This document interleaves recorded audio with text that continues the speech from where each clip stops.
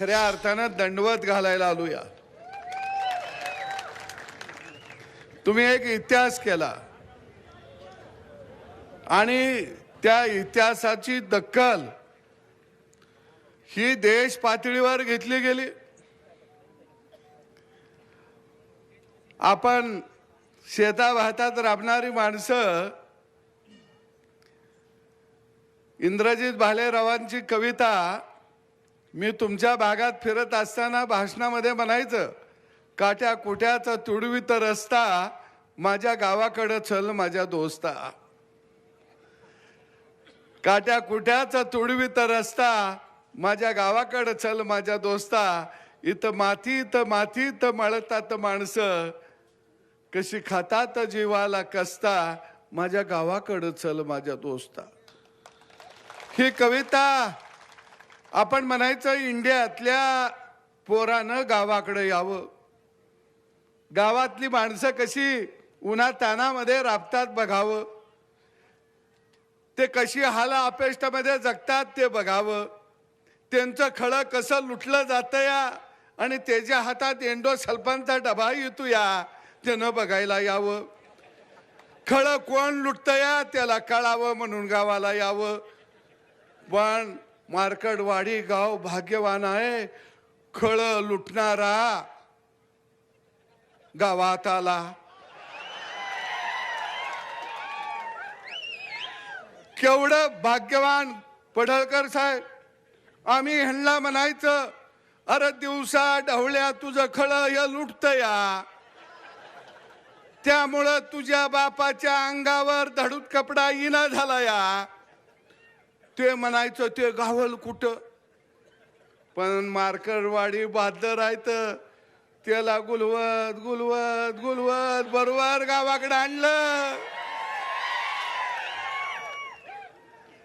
आता इंडियातला मोठा चोर राहुल बाबा भी येणार आहे, पण ती येताना एक बोर्ड लावून ठेवा, काट्या कुट्याचा तुडवीत रस्ता कसा गावाकडे आला बाबा।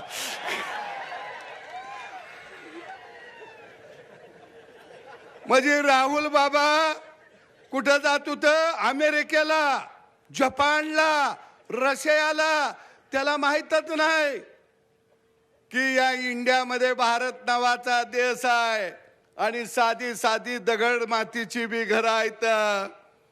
राहुल बाबा आम्ही बी तुमचं स्वागत करू, हाय असाच मंडप ठेवू, तुम्ही म्हणला तर भटजीला बी बोलवू,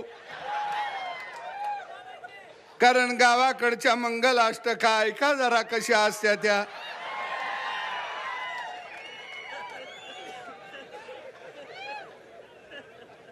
पण त्याचं एक स्वप्न आहे राहुल बाबाचं, मेरी शादी कब होगी, जब मैं पंतप्रधान बनने के बाद होगी।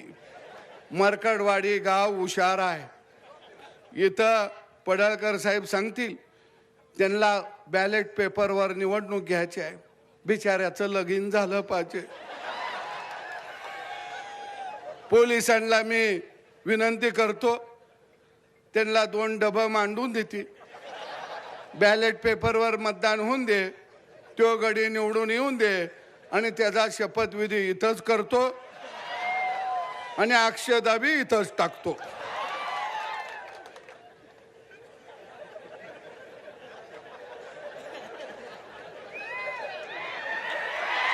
पण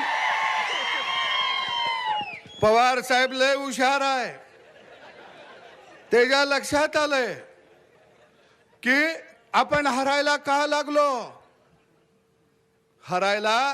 लागलो, त्याच्या लक्षात आलं। आणि म्हणून पहिल्यांदा बारक्या गावात येऊन पवार साहेब बसलं, का बसलं, पहिल्यांदा राजकीय हत्या त्यांची झाली या 50-60 वर्षात, पहिल्यांदा ते गैवर घालायला गावात आलं या। पण त्याला कसं गैवर घालायचं आपण सांगितलं पाहिजे। आपल्या गावगाड्यात असतो का नाही गैवर, आता तुला कोण आहे का ग?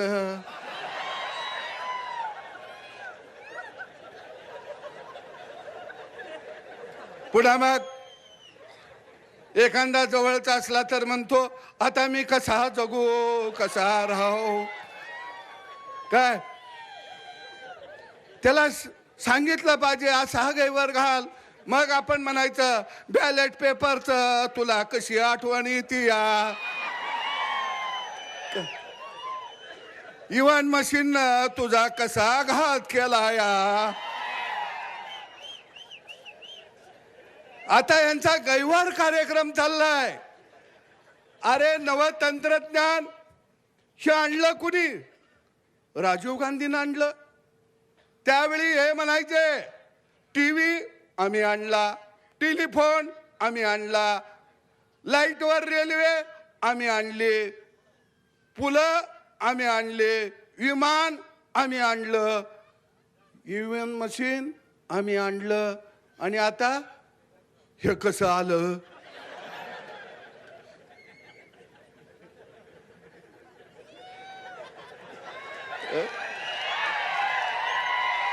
हे ईव्हीएम मशीन कसं आलं? गोपीचंद पडळकर निवडून आलं. आता हे असं चाललंय. काय तुम्हाला ह्यांना बॅलेट पेपर का पाहिजे माहिती आहे का? बॅलेट पेपरवर मतदान झालं, पोलिंग बूथवर ठप्प बी हीच मारती ती. तुम्ही म्हणणार कस काय? माझ्याकडे चितार येत आहे. राजेश खन्ना मतदान करतोया आणि त्याला सपोर्ट कोण करतंय? राजीव गांधी आणि सोनिया गांधी. आता या मशीनला सपोर्ट करायला येत नाही, बरोबर आहे ना? खटक्यावर बॉट, जाग्यावर पलटी. आणि बॅलेट पेपरवर मतदान झालं की काय होतं? 2-4 मतांना हरायला लागलं की मग 2-4 बॅलेट पेपर तोंडात घालायला येते ती, गिळायला येते ती. आता एवढं मोठं मशीन गिळायचं कसं?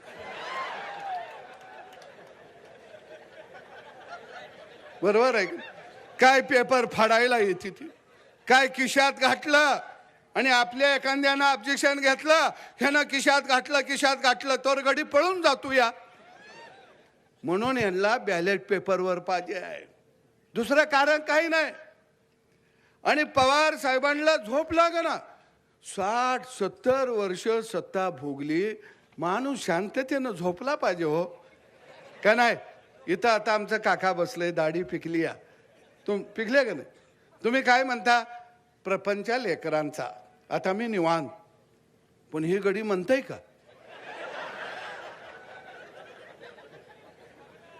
हे लेकरा बाळाचा प्रपंच म्हणायलाच तयार नाही. ह्यांना सवय लागली या सत्ता, माग पुढं पोलीस गाड्या, ह्यांना सवय लागली या अधिकाऱ्यांना तंबी द्यायची सवय लागली. आणि पहिल्यांदा देवाभाऊ नावाचा बाप या महाराष्ट्राच्या मातीमध्ये जन्माला आला. नाहीतर तुमच्या लक्षात आलं का? हे कुणाला बोलू देत नाहीत. कोण ह्यांच्या विरोधात बोलला? रामभाऊ तुम्ही आता आलाय मैदानात. आम्ही 40 वर्ष झालं ह्यांच्या समोरच आहे. रामभाऊ एखादा डाव जर पवार साहेबांना टाकला तर काय म्हणतात? पैलवानानं लंगोटा घातला, पैलवानानं ढाकव घेतलं. पवार साहेबांनी आता नवा डाव काढला, लंगोटा आमच्या बानं घातला. ह्यांच्या हातात बी कवा लंगोटा नव्हता, पण दरबारातले हुजरे साहेबांनी नवा डाव काढला. अरे गेली 40 वर्ष आम्ही यांचा डाव बघत होतो, पण देवाभाऊ नावाचा वस्ताद या महाराष्ट्राच्या मातीत आला आणि बारामतीचा तो पैलवान नव्हता, तुझे भोपळा होता. कुठला पैलवान आलाय? अरे नव तंत्रज्ञान तुम्ही आणलं, ईव्हीएम मशीन कुणी आणलं? काँग्रेसनं आणलं 2004 ला. त्यावर तुम्ही निवडणुका लढवल्या. केंद्रामध्ये 10 वर्ष सत्ता तुम्ही भोगली.